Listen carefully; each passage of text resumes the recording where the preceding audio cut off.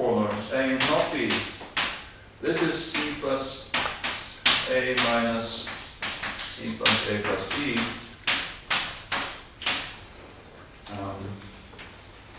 Sorry about the mess. I don't have a nice. Okay, this is what is to the right of this flash here. And so that's what we removed from C, this part. So what we are left with is these three corners, AB, not AB, and not A, not B. That is C plus if A then B.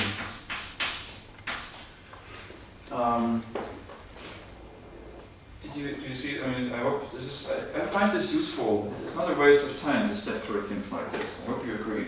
Tell me if you disagree. So what we end up with is precisely that set of those worlds in which the material conditional is true. Either A is false or B is true, or both. That's what we get as a result. Okay. Now this is not our best available theory of English conditionals, but it's something. It's certainly in many cases actually a pretty good theory, right?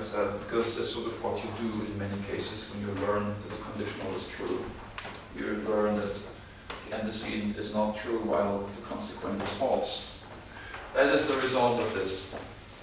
Now here too we have created some temporary contexts in the course of running this program. So in particular we have this thing and this thing, and so on. So perhaps that too we can exploit and keep them somewhere in memory for later reference. That's how modal subordination is usually explored, approached. All right, yes, and so there's actually, I make some fuss over that on page 8. There's a section called Temporary Contexts, which repeats what I just said. So, yeah. Can I have a question about the not A, like updating the context with not A? Yeah. Like, it looks like you subtract from C plus A. So Yes. does it mean we left with not A only? Yeah. Does it mean if I say not A, we left with like no context? No, we are left with this. These are the not A worlds. So C plus not A is this minus this. That's what we had up here. The non-A worlds. I am sorry, I'm trying to. This part is this, and the upper part is that. So, how do you decide which presupposition or which assumptions go with A words, which with not A, like which words are which? Or? Which assumptions are like if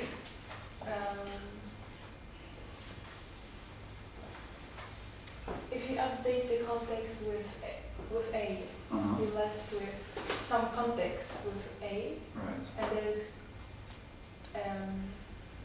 the context which goes together with not A. It's all out, right? Mm-hmm. So how do you decide which goes? Because if you look, you don't throw these words away. Oh, Now you don't actually. This is not. Yeah, I mean, this is not a real update. It is only a hypothetical update. So you have to go through this step along the way. But this is only while you are keeping the original state in mind, as it were.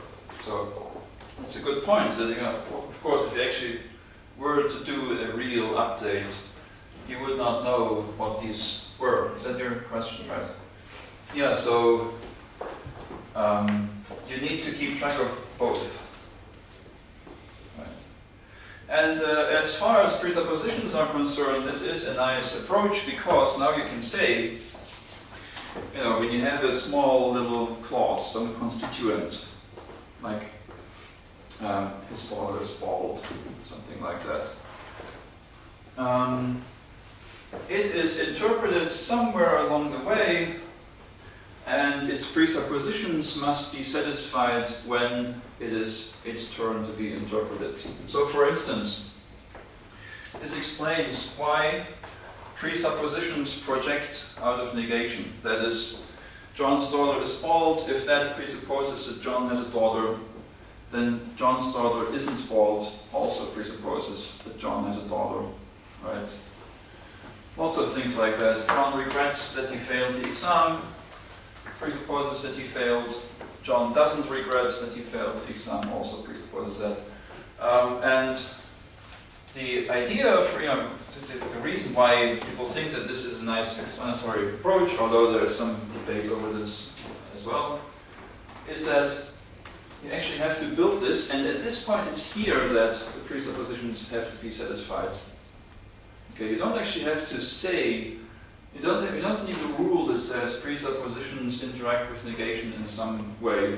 You only need to say, whenever it's A's turn, its context must satisfy the presuppositions. And this is even more important in complicated things like this, or also in conjunctions. Here you already see that the presuppositions of B have to be satisfied in this context. So if A entails the presuppositions of B, then C doesn't have to satisfy those presuppositions, right?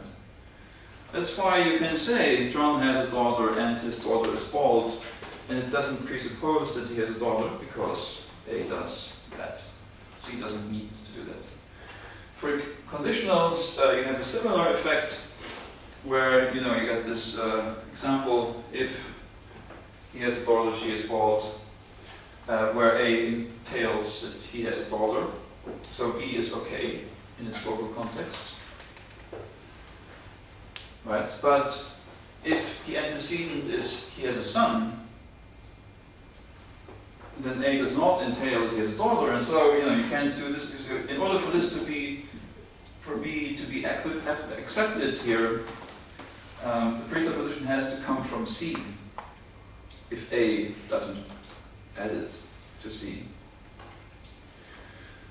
So this is very neat, I think, because it's a nice way of accounting for the dependence of these presuppositions on the content of the sentences, right? What's entailed and so on. And there's a lot more to be said about this, but I want to leave it at this because we are not really interested in presuppositions for this. Do you want to take a break there? Okay. How long? 10 minutes? 15? Not so long. Okay. I don't need not so long, just 5 a minutes. minute or two. Okay.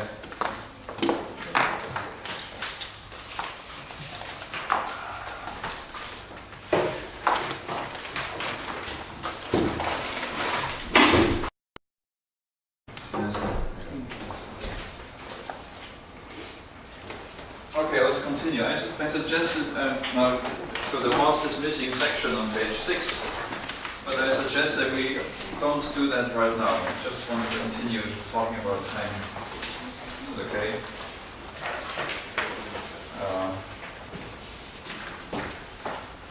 Because we started on this, so let's just go. And can we go a little over time until after 12, since we had this break? Alright, so we have seen the basic rules for interpreting complex sentences in terms of simple ones. And now, none of this so far involves predicates or individuals, right? That comes now, and let's look at how exactly this is dealt with. Well, basically, the basic approach that Hein takes in this paper to the fact, the observation that the existential quantifier, has this indeterminate scope to the right, is to say that indefinite noun phrases do not denote existential quantifiers. In fact, they don't denote quantifiers at all. They just tell you to set up a new discourse referent. Right. That's all. Okay, so how does that help? Well, you know, with this, when we looked at the context here, we said that all of these worlds in this set are consistent with what's believed about the facts out there, right? What the actual world might be. So what that means is basically we have multiplied out all the possibilities. You know, there's some collection of propositions that we take for granted, for the sake of the argument at least. And the context is modeled as all the worlds are compatible with that. And precisely the same thing is done with indefinites. There again, we multiply out all possibilities.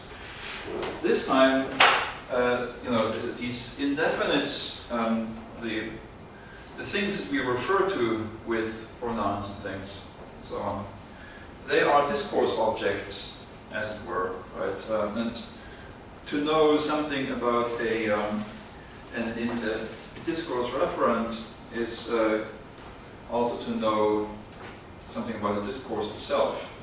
And this interdependence between world knowledge and discourse knowledge, that's what she tries to model here. For instance, if I say that a student came in, you learn two things.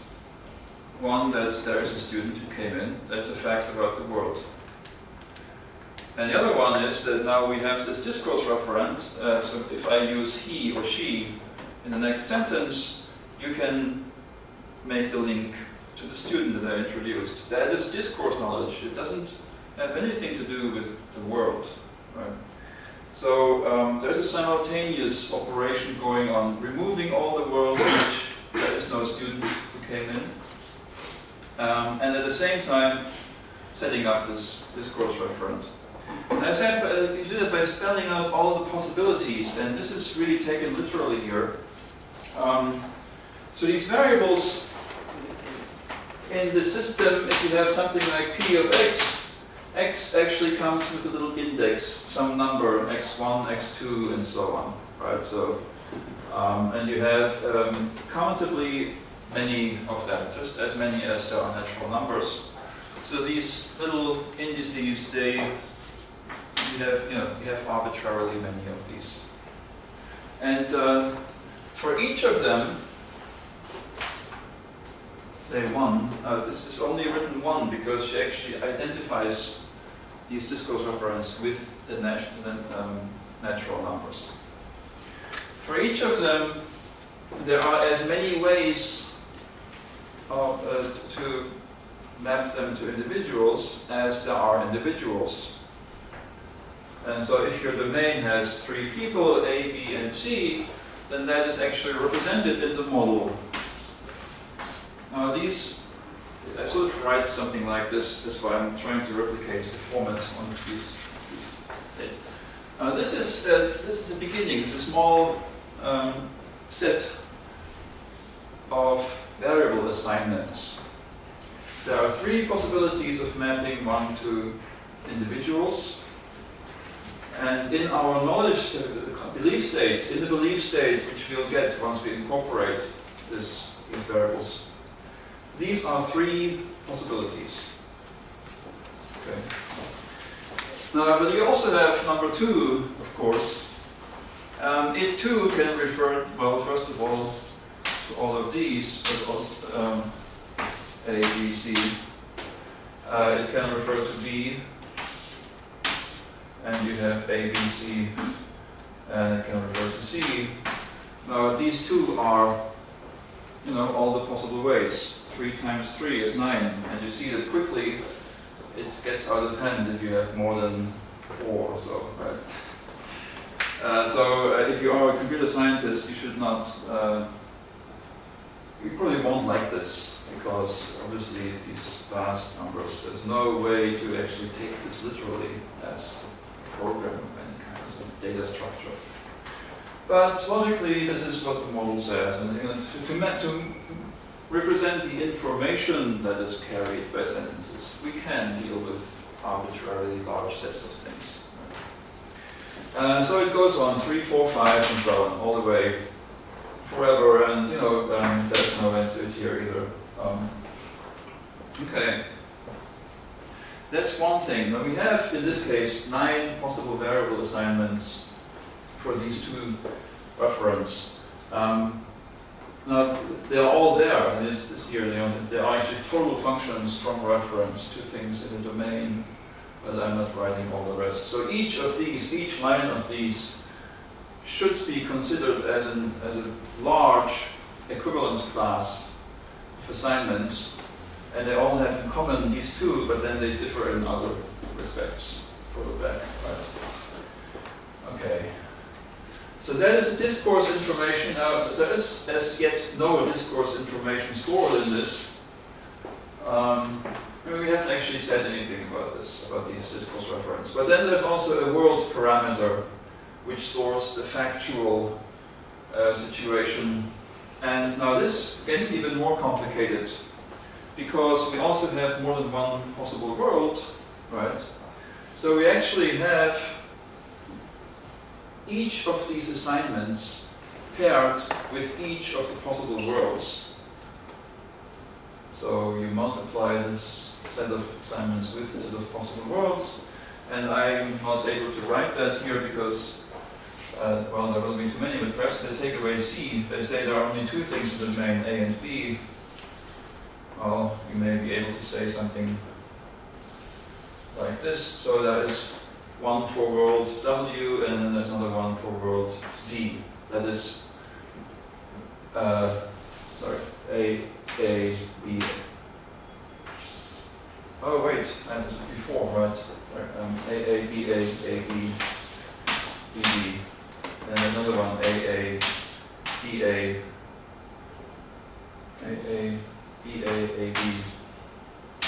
B, B. For world W and for world V, and then for all the possible worlds, you have this huge structure. Okay. Yeah, and now it doesn't really matter how many of these assignments are paired with W, for instance, because it's just many copies of W. What matters is whether W is in your state or not. If you have a possibility in your context in which W is contained, that means you think, or according to the context, the facts according to W might be the actual ones. So it doesn't matter how often, how many copies there are, it's whether it's in there or not. That's why Hein talks about the proposition determined by this whole structure, which is simply the set of the worlds that occur in it. So that is just a proposition, in this case, W to V is a context in the earlier sense, like this. And you can now think of this as basically looking closely at these points with a looking glass and finding that they are actually huge collections of variable assignments for each of these points, right? So, okay. And updates now eliminate possibilities like these. So, one here, another one here, and so on. And whether an update eliminates a possibility may depend on both what the world is like and what the variable points to, which individual the variable refers to. So, if we have something like px1, now let me look at the little example that I have on the handout. There is something like man on top of page 11. So 3 worlds, W, V, and U, and man is interpreted as giving you a set of individuals in each of these worlds. And I assume here that the domain is small, ABC, but I'm not listing all of these assignments. And then there is happy, which also denotes a set of individuals in each of these worlds. Okay? Well, that is just part of the model. So now we can see what happens in the course of the processing of something like there is a happy man, something like that, right? So the man is happy. So in 32 you see what the update of the context with something like this P of x1 looks like. P of x1. Perhaps I should not mix this because now the context is no longer just a set of worlds, but but all these rules actually still apply. Yeah, it's okay. This is now again a subset of C, which, however, contains no longer just worlds, but assignment world pairs. That is, a row in this, such that whatever G assigns to I, this is 1, looks like 1 should be I. Whatever G assigns to number I is in whatever the world is like, right here.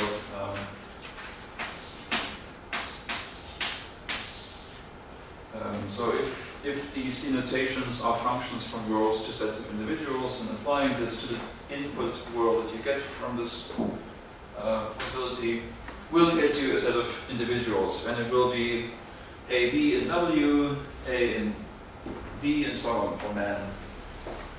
So, and the individual that is assigned to the number has to have the property in the world. Okay. 2 dimensions of variation, so to speak, right? So if we look at this now, 33, this is not quite exactly the same as I have on here. Perhaps we should go with the handout. See what happens with this initial state, which does not have any information, and it's just meant to be a state, a context in which all the possibilities are there. And then you encounter the sentence, man of x2. Now this is a little tricky to believe that you actually encounter such a sentence, because you may wonder, where does the number 2 come from? Where is that in our linguistic output? It's not there, right? There is a dirty little secret in this world of dynamic semantics, namely that no one gives you a theory of how these indices come about. There's always some sort of co-indexing involved, but that always comes from somewhere else. So let's just assume that somehow you know which variable is being talked about. And if that is the case, then so you get this man of x2, and so you should just look down the column that is number 2. For each of these individuals under number 2, you see whether they are men in their respective worlds. So A, B survive with W, all the possibilities that map 2 to either A or B, and have W as their world survive the update. On the other hand, in V, only one man is there, namely A, so that's the only possibilities that map 2 to A and have B as their world survive the update. Does that make sense? See how this is intended to work? Okay. Alright, and then so I can do subsequent updates now that we have the output of the first one. So x2 is happy. So again, once we just look up what happy means in each of these worlds, we see whether the individual that number 2 is happy in that world. So we end up with this state down there in the second line. And there are two things to note. First, there are no V worlds anymore. Because in V, as you can see, there's actually no happy man. The only man in V is A, and the only happy person is B. And this update procedure has ensured that no V worlds survive.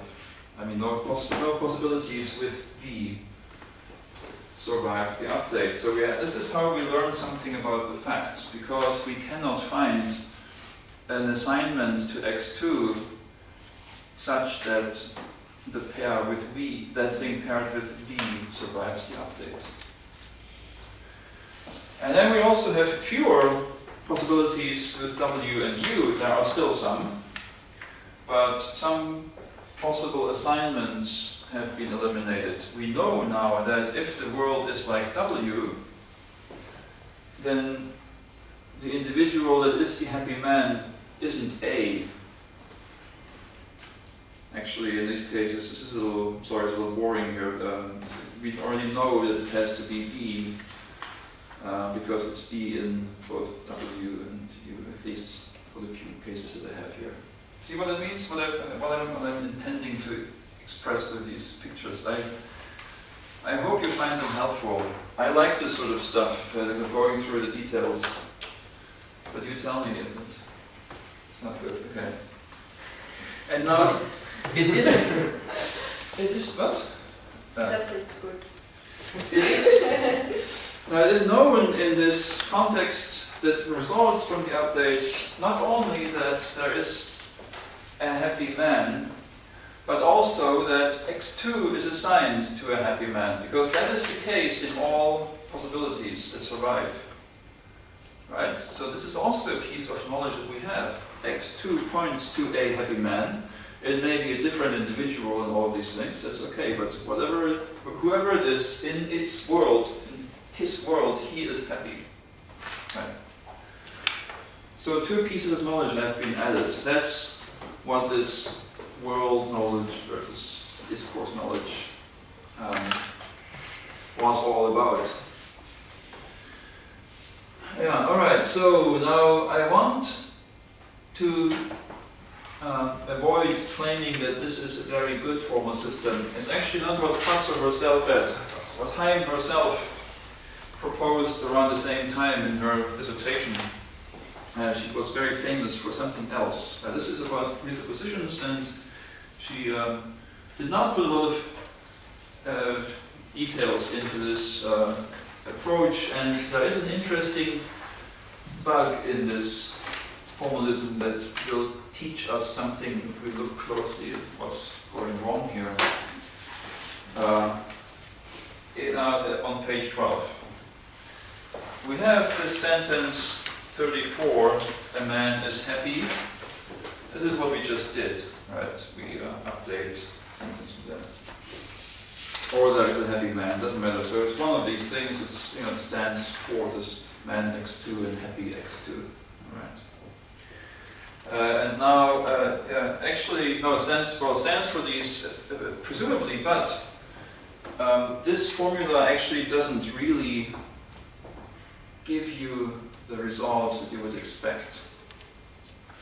That is, man of x2 and happy of x2 with its free variable that is entangled in this ingenious fashion actually does not produce a context in which you know that there's a happy man, at least in a certain sense. So let's look at this, the negation of this. 35, no man is happy, there is no happy man. Right, this is the negation of 34. And if we want to process that, I have just taken the two boxes from the previous pages, the initial state, or context, that was somewhere on the previous page, right in 33. The initial one and the last one that we ended up with. And if you subtract the last one from the initial one, you get denotation from it is not the case that man x2 and happy x2. And you see here there are W worlds and V worlds and U worlds in there, which shouldn't be the case because we know, we just found out that in W and V there is a happy man.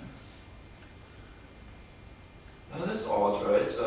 Now you can see, no, actually not in V, this is important. V was the one that was eliminated, right, on the previous page. Now only here, you can see it right to the left, where there are no happy men. There is none in V, and you can see that all the V possibilities are in the output.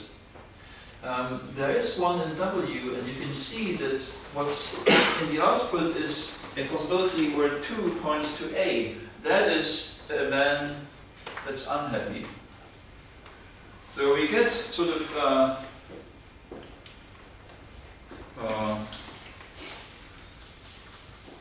witness counterexamples.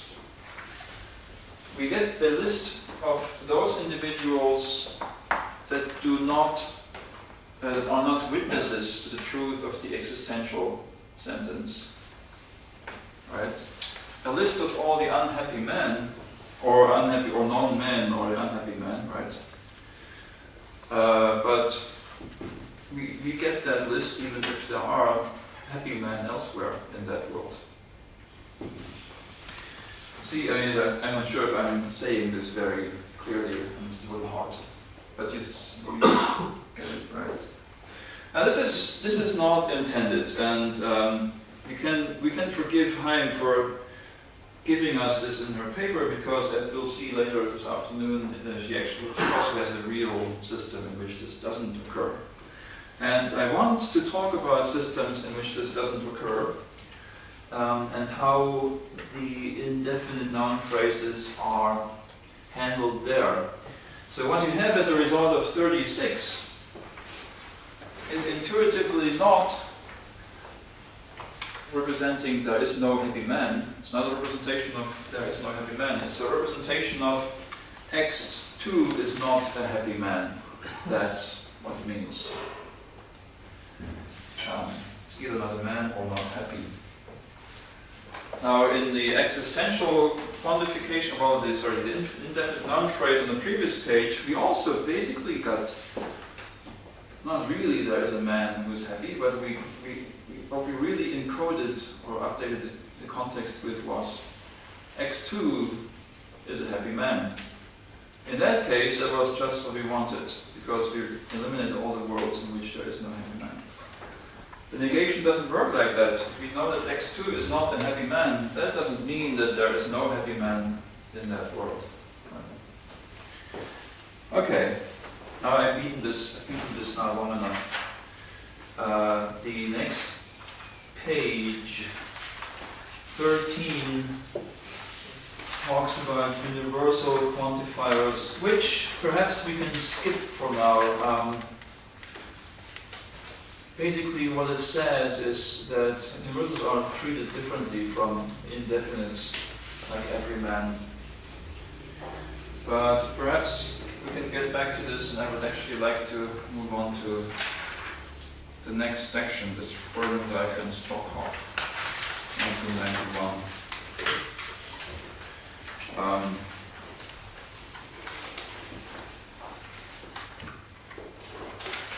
Can we do that? Yeah, can we skip over universals? Well, now I guess we can, yeah. The idea there is that if you have something like every man is happy, for each of these assignments, the way this is defined in 40,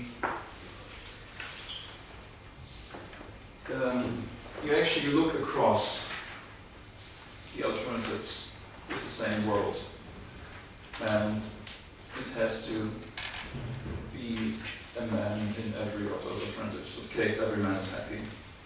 Okay. Well, you look at all the alternative assignments with the same world, which map to a man, and all of them have to map it also to a happy individual. So that is a very standard procedure for evaluating a quantificational structure. There's nothing surprising there.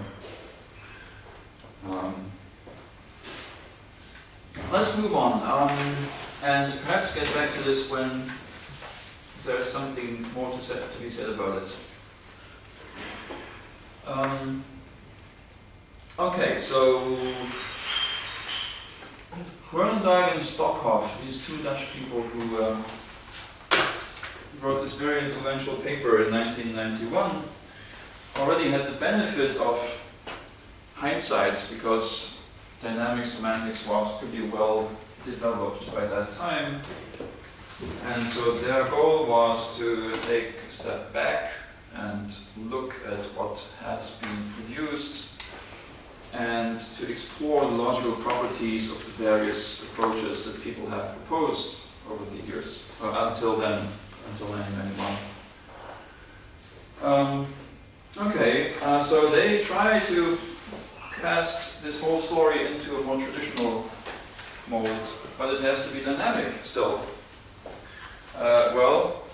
So how do you do it?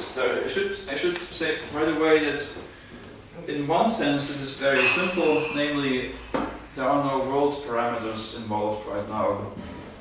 There is a variant of this system in which there are world parameters that we will talk about tomorrow in the morning. For now this is only about assignments, so the world is constant, it's just one. And these, now a model, well, it has a domain and a function f that assigns denotations to constants and so on. Now possibilities are no longer this sort of thing, but also only the assignments. It is interesting, we moved from sets of worlds via sets of assignment world graphs to sets of just assignments. Functions from variables into this domain D. And this interpretation function, which I'm writing here, the way linguists usually write interpretation functions, with these double brackets, doesn't give you truth values or truth conditions or anything like that. It gives you, for each sentence, a relation between assignments. So something like this, p of x1.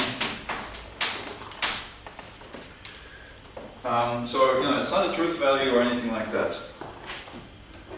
The way I write it on the paper, on the handout, is G and H stand in this relation if and only if. Right? Something.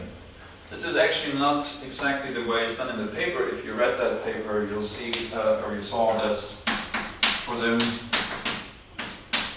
they say it's the set of pairs G, H, such that something. That's a more verbose way of saying the same thing. Right? Because a binary relation is a set of pairs, so I just say what text needs to stand in that relation. Okay, now let's think about that. If you have a variable assignment G, something like this up here, and now you learn that number 1 is P. Number 1 is a P, something like that. We know who the P's are. There is this interpretation function f. There's only one, but at least one. So no worlds, but there's one world basically. So we know who the P's are, and we want to say if G is in our initial context, will it be in the output context or not? So what's perhaps a little confusing is that this is really just a test on G. is the individual that one is assigned to in the extension of this property P or not. If the individual has property P, we keep the assignment. If it doesn't have property P, we throw it away. It's basically like that. What that means is that H, if it succeeds, if the sentence comes out, or if this procedure has an output, then H is actually the same as G. It's either the same as G or you don't get any, it will stand in this relation. If they stand in the relation, then H is the same as G. If they don't, then G and H just don't stand in the relation. That's at least how it's defined. Now you may still wonder, this actually doesn't follow. You can't prove that that's the case. But you can see why people might want to have this. So basically, these updates or these relations are denoted by simple sentences like these, simple formulas like these. They are subsets of the identity relation. They only hold between two assignments if they are the same.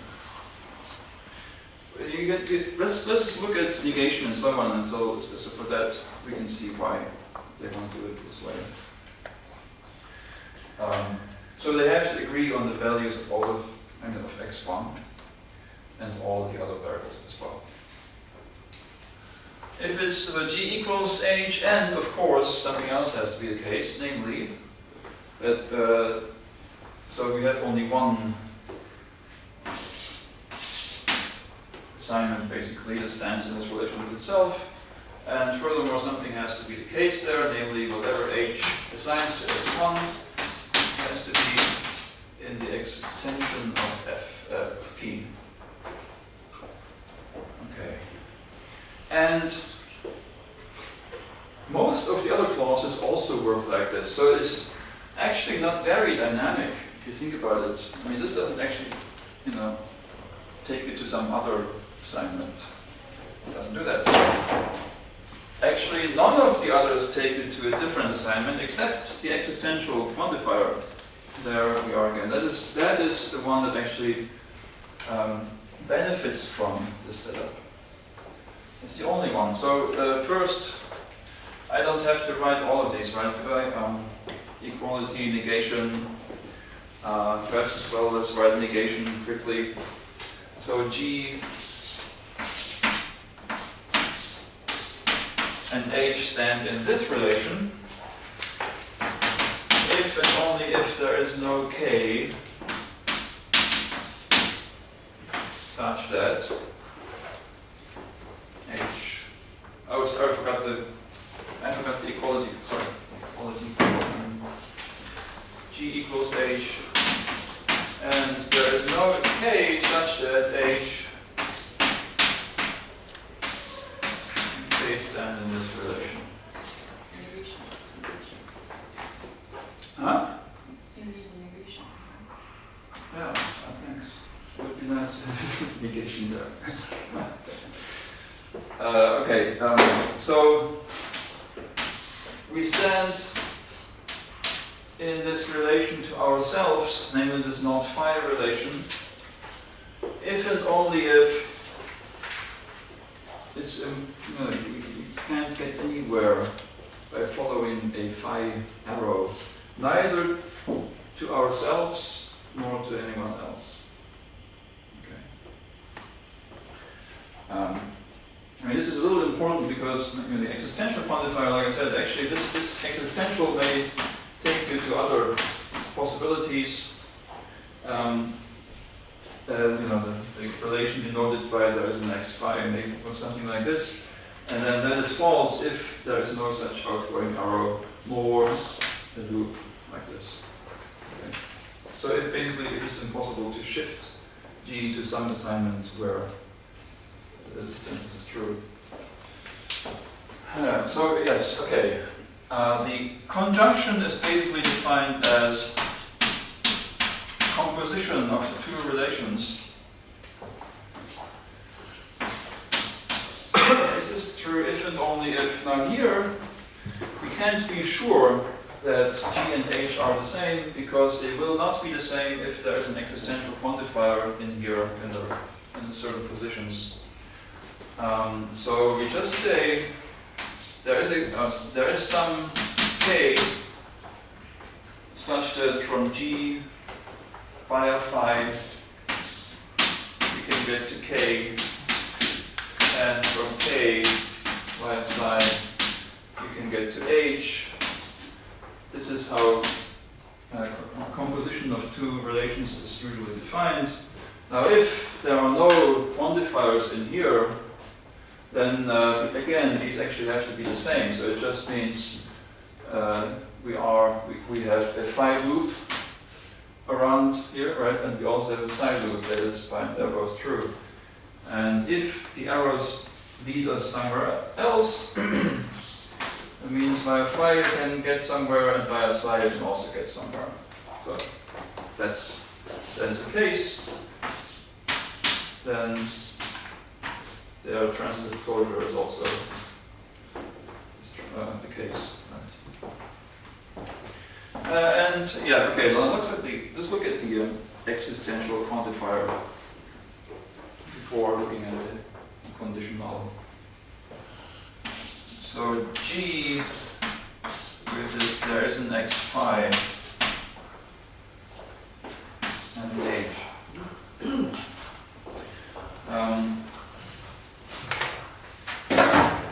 Now for this we need an auxiliary notation that is on the handout.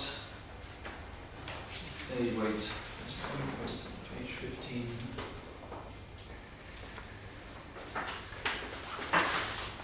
It's somewhere. You can. Oh, here, yeah, on page 14, the fourth bullet point from the top, something like that. So there's this notation x in brackets, which is also a relation between variable assignments, and G and H stand in this relation if and only if they disagree at most in what they assign to x. So everything except x is the same between G and H, and maybe x is also the same, right?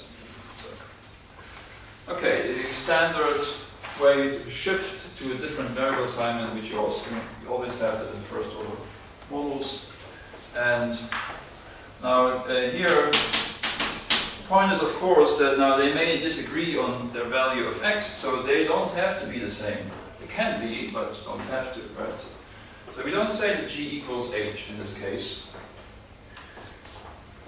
We only say, well, we basically do two things.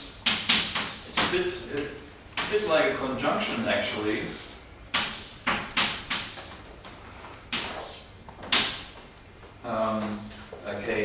K and K phi H. So from our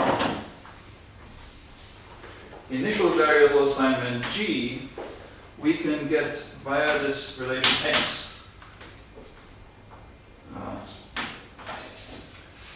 to some assignment where the sentence turns out true, that verifies phi. This may be G itself, but it may also be something else. If phi is false for X here, then we go somewhere else to actually find it in a different assignment. So it's a bit like a counterfactual, right? If the assignment were different, then it would be true, something like that. But that's not quite true, because we actually end up with the assignment in which it is true, right? So that's how the existential quantifier affects the context here as well.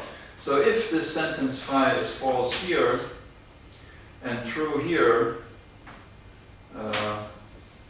phi, now let's assume that phi is just one of these loop things, right?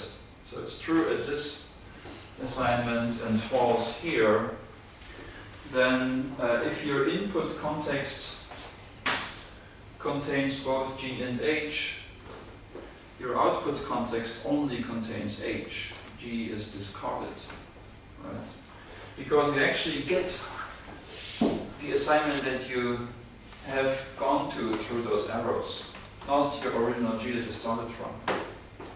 So from all the ones where you can't find, all the ones where you cannot find a phi, this phi is true locally, end up being mapped to one where phi is actually true. This is neat, isn't it? I mean, I'm not sure if I've been laboring it too much, but this is a little, you need some time, right, to get your head around how this works. So, I hope. Okay. All right, so that's what it does. And so if there's, suppose, 3 assignments, there's also some I, which also makes not phi true, phi is false. Then here goes over here, and in the output context we have lost both of these. So they all jump towards some phi world. So this actually, it can only decrease your number of assignments. But you end up with assignments in which the sentence is true. The conditional phi then psi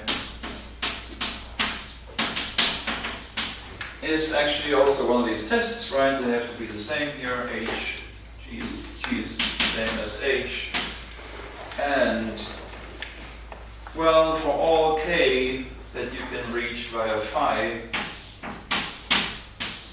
that you can reach from G via phi,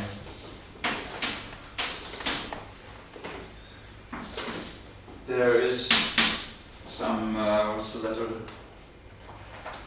J, that you can reach from K via psi. Now you see here, perhaps, whenever you... J, thanks. Good, thank you. Yes, I need some more. It's very easy to make stupid mistakes. Whenever you have this sort of existential quantification here, especially in cases like this one, it's embedded somewhere, you can see that basically there being an alternative assignment in which a sentence is true simply means the sentence can be true, right?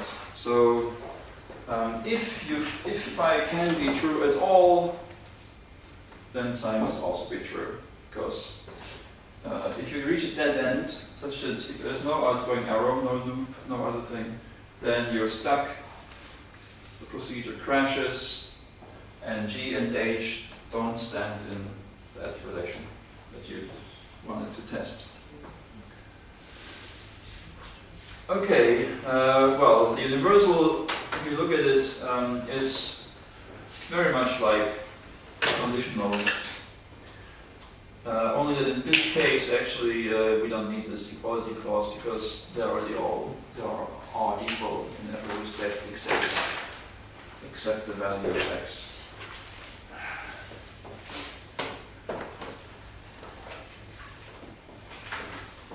Okay, so now down here at the bottom of page 15, let's look at the top of page 15 first, 46 and 47 here. There I'm drawing these arrows that are supposed to show which assignments stand in the relation. AAA means that 1 is mapped to A, 2 to A, and 3 to A, and so on. ABB means 1 to A, 2 to B, and so on and so forth.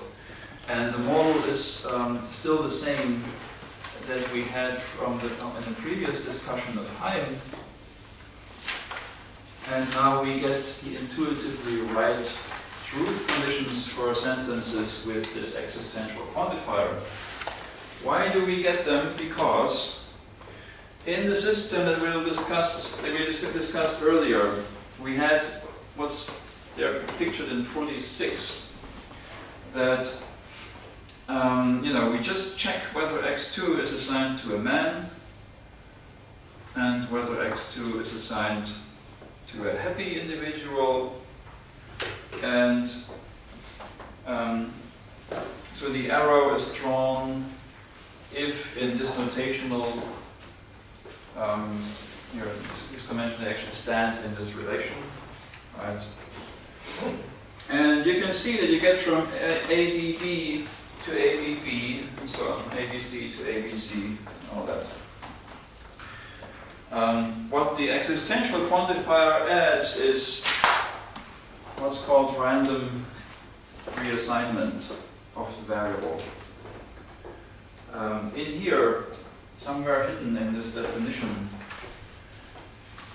you actually do something over and above just checking whether G maps X to a happy man.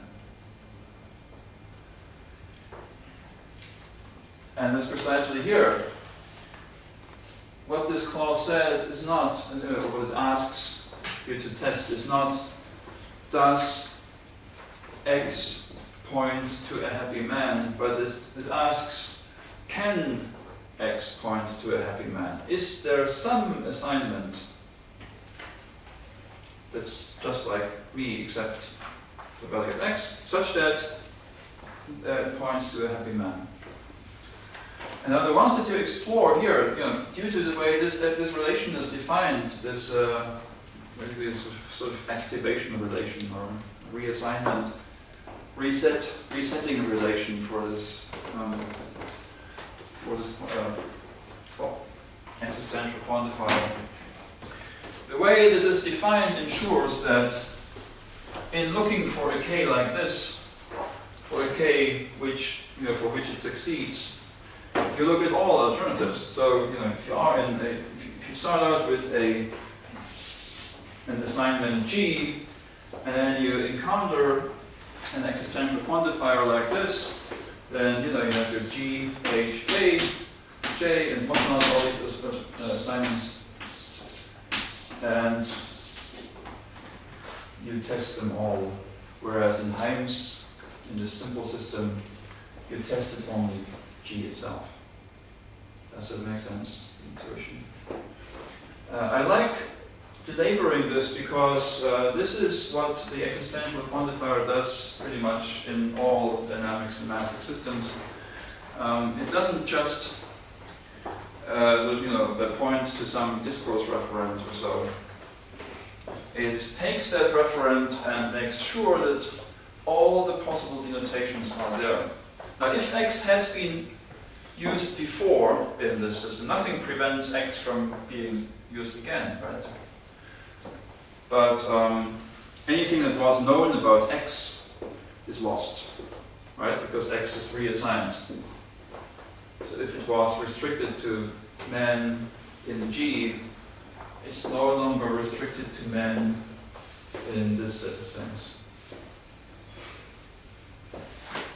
Yeah, and so the picture, I hope, is sort of, I don't know if this is really helpful. In 47, it shows you that AAA stands in this, there is a man relation to all the assignments in which there's a man.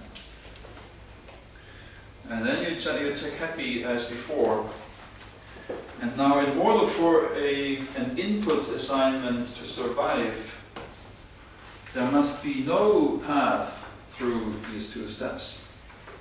Now it's much harder for there to be no path through these two steps, because there are more paths coming out of each of these input assignments.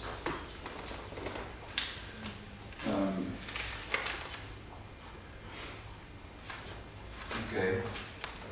So if we, I was now talking about the negations. It's a problematic case from before. If we want to eliminate, we want to make sure that the sentence is false, there must be no path in this whole setup. And so